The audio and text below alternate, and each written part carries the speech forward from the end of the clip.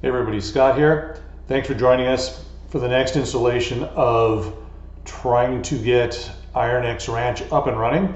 This is going to quickly cover from the end of 23 to the middle of 2024, and it was a very busy and frustrating time for Zachary, Corey, and I. Started right around Halloween 2023. We had a flood in the kitchen of our home of 20 years. We got towards the end of December, literally right after Christmas, and we got approval for the rehab that needed to be done. And that was going to be super extensive, so it required us to move out. So the middle of January, Corey, Zach, and I, and 3 dogs, 2 cats, moved from 4,000 square feet into 2,400 square feet located about a mile away. Now, at the same time this was going on, an even bigger and more disruptive thing happened. On the Running Deer property, which is eventually going to be IronXRanch, our architect was a client of mine, and his father, who was also a client of mine, was the general contractor. Well, right as we were getting approvals, the architect said we need to sit down and have lunch. And we said, okay. We kind of figured it was just an organizational meeting. Well, what happened is his father fell ill and was no longer going to be able to be our general contractor, and the estimated budget for the house had gone from $650,000 to $950,000. This was a gut punch on a couple of levels, but we really quickly saw it as an opportunity. So what we decided to do is we offered the architect a consulting job, because he's worked with his dad and done a lot of contracting, to consult with us through the construction, and we would do it as owner builders.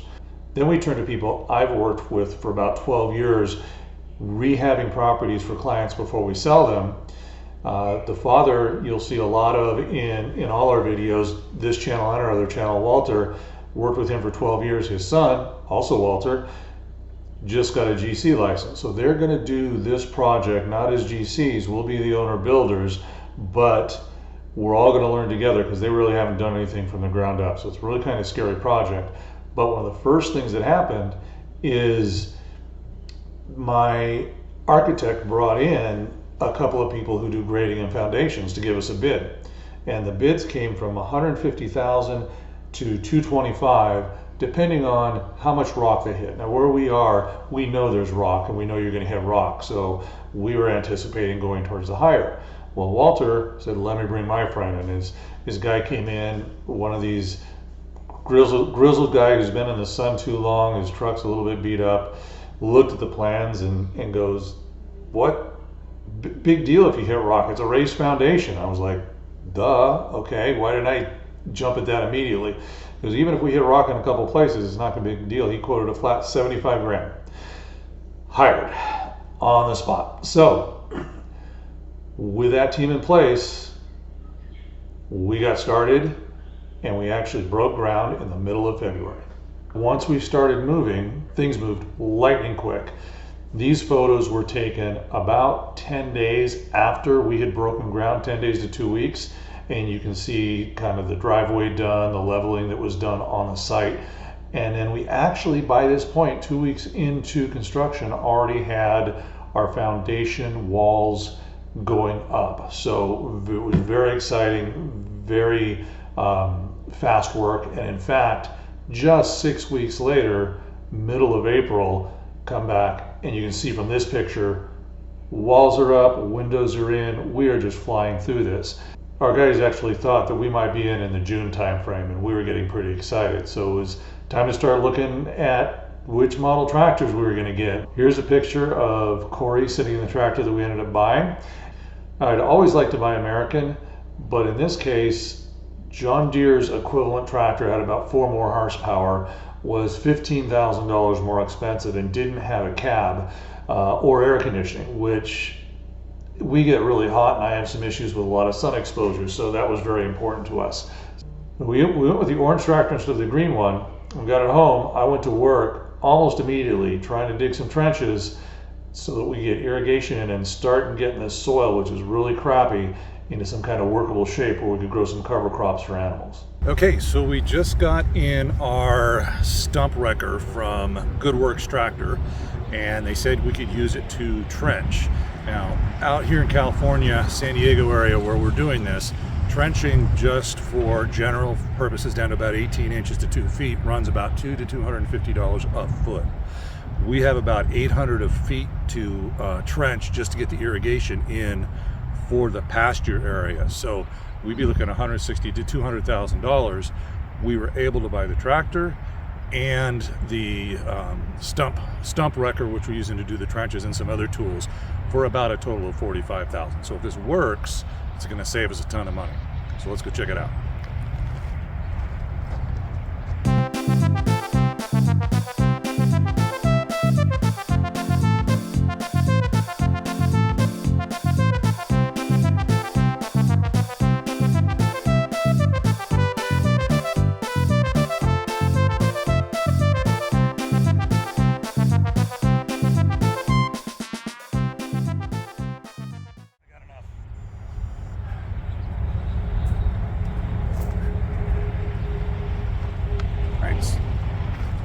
So we've been out here about a total of 2 hours, and it looks like we've got about 40 or 50 feet done. So at $400, that's $16,000 of savings. So I think this really worked. I want to thank GoodWorks Tractors for building this thing. It works amazing. I will say we've got some DG, and it did not work at all on that. We're going to have to get an excavator for that. But for this softer stuff, this is a jewel. It's perfect, saving me a ton of money and a ton of time. Thank you, GoodWorks Tractors.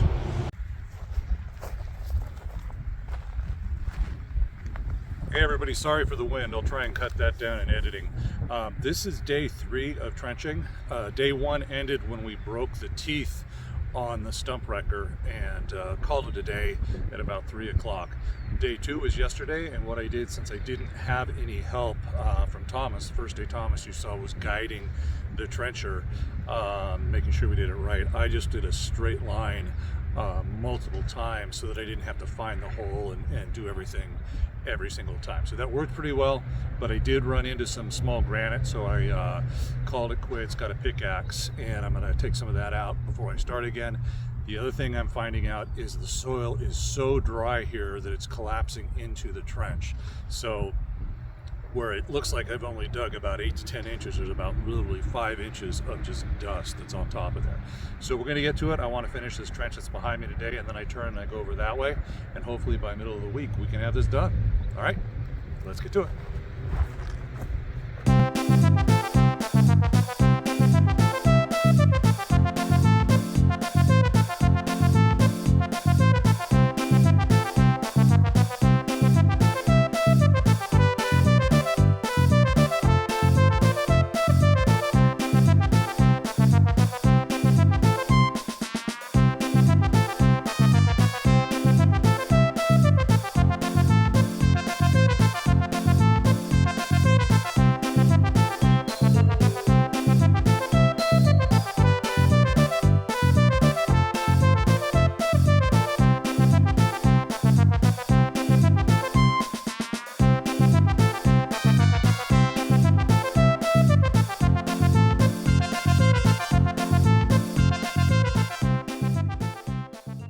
Thank you very much for watching. I hope you enjoyed it a little bit at least.